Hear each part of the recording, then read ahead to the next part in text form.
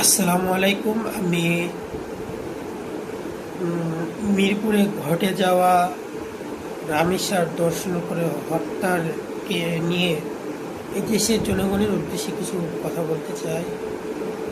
কারণ বাংলাদেশের সংবিধানে 7 নম্বর অনুচ্ছেদে বলা আছে, প্রজাতন্ত্রের সকল ক্ষমতার মালিক হচ্ছে জনগণ এবং জনগণের ইচ্ছায় সংবিধানের প্রজাতন্ত্রের সর্বোচ্চ আইন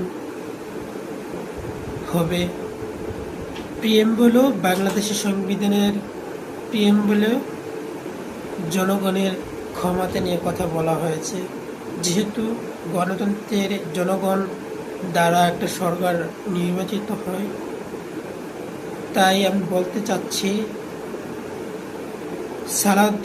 কিছুক্ষণ আগে সালাউদ্দিনের বক্তব্য শোনার পর বোঝা যাচ্ছে দর্শনের বিচারটা প্রকাশ্যে আনাটা এদেশের সরকার ভয় পায়। এদেশের সরকার এই আইন বাস্তবায়ন করার পক্ষে নয়।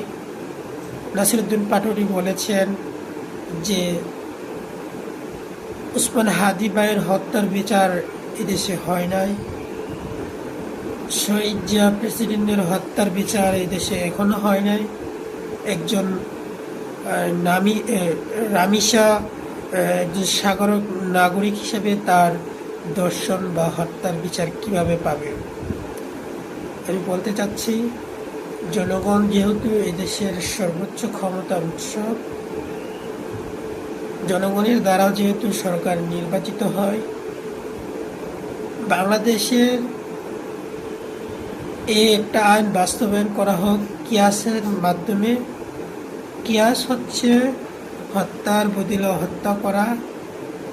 হ্যাঁ, এটা আমাদের সূরা বাকারার মধ্যে উল্লেখ করা আছে, কেউ যদি হত্যার সম্মুখীন হয় সে হত্যার বদলে হত্যা করতে পারবে।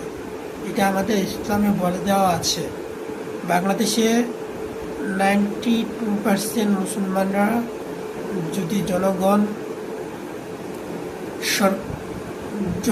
সরকার নির্বাচিত করতে পারে, জনগণ হত্যার বদলে হত্যা, ধর্ষণের পরিবর্তে হত্যা, প্রকাশ্যে হত্যা, এটাও বাস্তবায়ন করতে পারবে।